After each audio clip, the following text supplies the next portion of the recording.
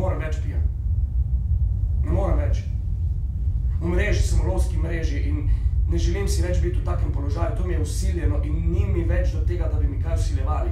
In na najno veliko osuplost, to ti moram priznati, najna ljubezen bila minljiva in je minljiva, kakor pes, ki je odslužil svoje. Izrabljen pes, izvotljen, izpraznjen, pokončan, brez nobene želje več. Lezeva kot John Lennon in Yoko Ono, tik pred. Še enkrat. Še enkrat.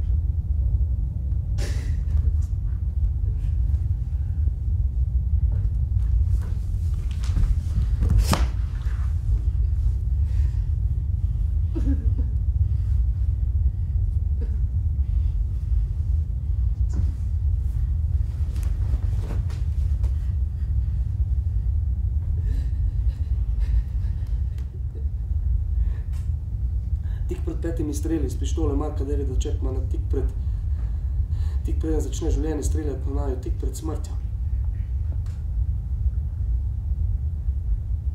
Tik pred zrušenjem pred Dakota Building.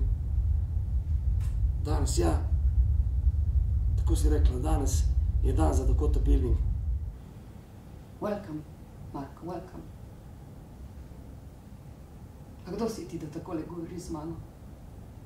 A človeška bitja takole govorijo drugo z drugim.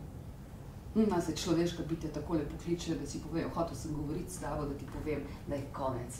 To se ne bo nadaljevalo, razumeš, ne moreva nadaljevati, ti se ve, kdo to pravi.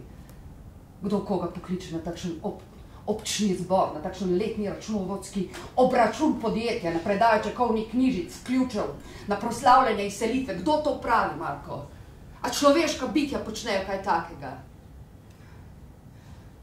Kakšna groza, konec ljubezni.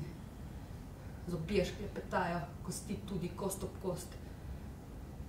Bajonet, ja, ki seka kosti naravnost v kosti, organe, vse eksplodira.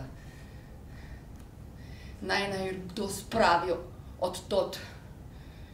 Naj pridejo gasilci z električnimi žagami, kleščami, naj razrežejo pločevino, naj priklopijo telo na kisik, naj ga pokrijejo z reževalno odejo in potem rjovenje, ko odpelje rešilec mrtvo telo ljubezni, rjovenje, ko odpelje rešilec truplo ljubezni.